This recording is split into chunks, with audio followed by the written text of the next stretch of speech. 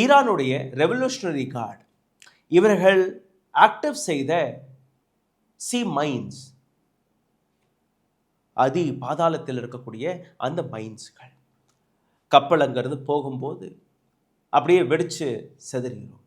அப்போ அந்த passage, safe passage, அதற்கான வழி யாருக்கு தெரியும்னு நீங்கள் பார்த்தீர்கள்னா இதே ரெவல்யூஷனரி கார்டுகளுக்கு. இன்னொரு பக்கம் ஸ்மால் போட்ஸ், சின்ன சின்ன போட்ஸ்களை வைத்து, சூப்பர் ஃபாஸ்ட் போட்ஸ்களை வைத்து ஈரானுடைய கொடிகளை கட்டிக்கொண்டு ஒட்டுமொத்த ஸ்டேட் ஆஃப் ஹார்மோஸில் வலம் வந்து கொண்டு இருக்கிறது ஈரானிய கப்பல் படை.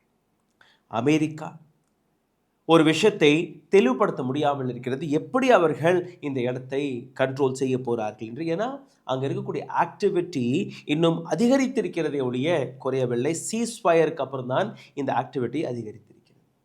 இன்னொரு இடத்துல நீங்கள் பார்த்தீர்கள்னா அமெரிக்க நேவி ஈரானிய 2 கப்பல்களை சீஸ் செய்தது.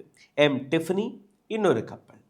இதற்கு பதிலாக ஈரானின் ரெவல்யூஷனரி கார்டு 3 கப்பல்களை ஹார்மோஸ், ஸ்டேட் ஆஃப் ஹார்மோஸில் முடக்கியிருந்தார்கள். இந்த 3 கப்பலையும் நீங்கள் பார்த்தீர்கள்னா பனாமாவுடைய கொடி, யுஃபோரியான்னு ஒரு கப்பல் பனாமாவுடைய கொடி இருந்தது. எம்எஸ்சி ஃப்ரான்சிஸ்கோ என்கிற இந்த கப்பல், இந்த கப்பல்லையுமே பனாமாவுடைய கொடி இருந்தது. இன்னொரு கப்பல் கிரீஸ் நாட்டுடைய கொடியை எடுத்து சென்றது, எம்போடியா கார்கோ என்கிற இந்த 3 கப்பல். கிரீஸ் நாட்டை நீங்கள் பார்த்தீர்கள்னா கிரீஸ் நாடு இப்போ பேச்சுவார்த்தையில் பாகிஸ்தானுடன் ஈடுபாட்டில் இருக்கிறது. இந்த இடத்தில் மிக தெளிவாக ஒரு விஷயத்தை ஈரான் இராணுவம் எடுத்து வைத்திருக்கிறது.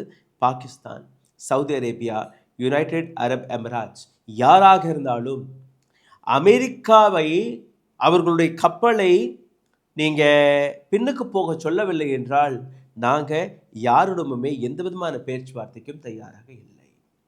இந்த இடத்தில் நீங்கள் பார்த்தீர்கள்னா